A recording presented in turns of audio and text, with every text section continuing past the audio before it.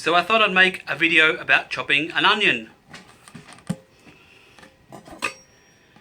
First, you've got two sides. You've got the pointy side and the flat end side. You can take off this outer layer, makes it a little bit safer to chop. Nice and shiny. You want to see lots of brown around this part of the onion. It shows it's ready and not unripe. But we'll have a look. Often they're a little bit green, and that's not that great. It's not poisonous or anything, but it's not great for flavour wise. Okay, so the little woody bit, we'll take that off first. The pointy little bit, take that off second. Keep your board nice and clean. Then pop your onion up, standing upwards. And then cut it in half. Then open up the onion. And then you'll see you have a smaller round bit and a larger cut bit. Now that larger cut bit, if you see on the edge, you'll have a little edge there. And that edge, you can peel off the first layer. Like that. So just take off that first layer of skin, then have a look at the onion. And you can see if it's green. If it's got any green bits, it doesn't matter too much, like I said, it's a little bit underripe and the flavour profile isn't as good. So, same again. You've got the pointy little bit and the larger cut bit, that little edge there. Just take off that little layer. It's actually, there's two pieces to it. So that's all you should have left over. So less wastage. Keep your board nice and clean. Then grab your onion so that the fatter bit is at the end this way if you're right-handed, and it goes down, and the sharper smaller bit is that end. So you can see this way is the wrong way. It's that way. Look at this little beauty. I can tell it's already going to be nice and ripe. It's got that, you know, older sort of crust on the outside, older skin. Woo! Let's have a look. Woody end bit. Take that off. Pointy a little bit. Take that off in half. Two little bits. Bigger bit. The skin off it.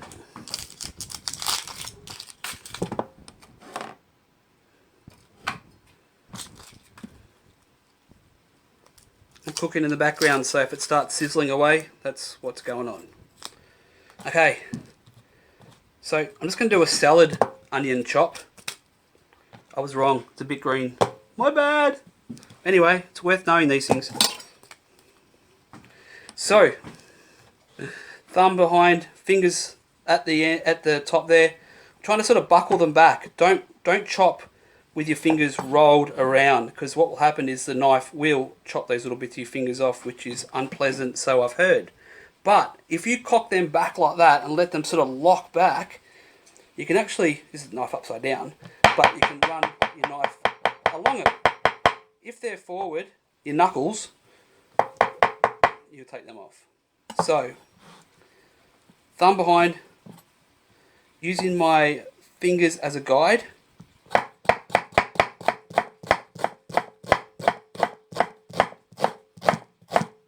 I'm running across, dropping it down,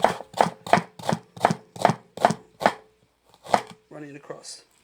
Because I've been doing so much chopping lately, my knife is blunt. Diamond steel. So, yes, we can be running around the kitchen like that. But the safest way, if there's other people around the kitchen, and if you're beginning out, I'll show you how to sharpen your knife with a steel the safer way. Piece of paper towel. Just fold that up. Yes, you can hear my food sizzling away in the background.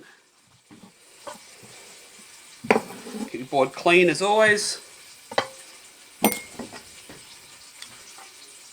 Grab your knife on the paper towel, put it down like that. What we're after is a 45-degree angle, so angle like about there. grab your knife up on an angle, grab your diamond steel, if you have one, or just the steel, and bring that up to about 10 degrees, flat 10 degrees, and then motion it like that.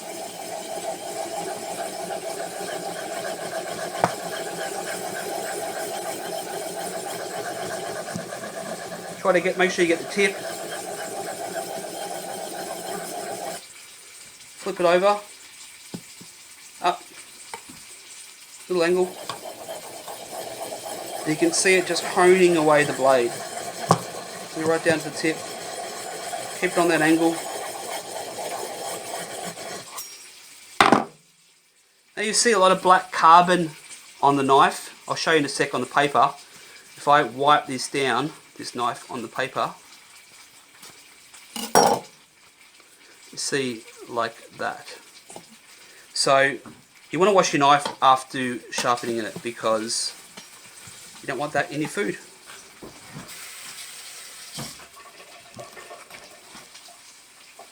Little rinse. I'm just going to grab this carrot bit because it's good to just sort of chop that off, keep it nice and clean. Just take a little bit of that. Just cleaning my knife.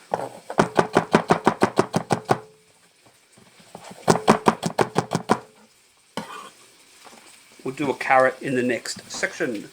Same again, thumb behind, fingers up nice and tight.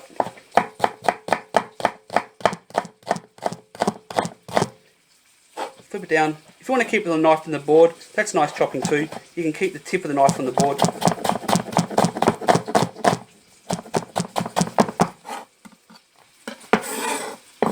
Onion fry salad or a stir fry. And then, using your thumb, keep your thumb back, grab the onion like that, and go across the top of it, and just cut 3/4 of the way through. I call it skirting, because it makes like a little grass skirt. So just 3/4 of the way through, keeping your fingers, if you can, locked up. Same again at the top. Oh, you can do a couple of cuts in the middle if you want, just carefully.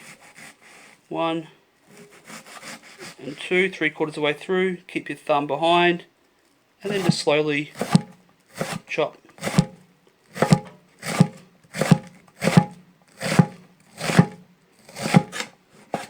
Finish off the end bit.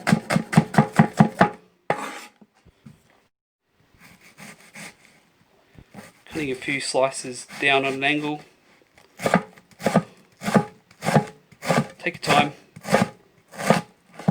Any little end bits, you can just fold them down, roll them over, whatever way is comfortable. And then what I'm just doing is I'm holding the knife correctly and I've got my fingers up, I've got my thumb behind, and I'm actually running the knife along my finger and using it as a guide.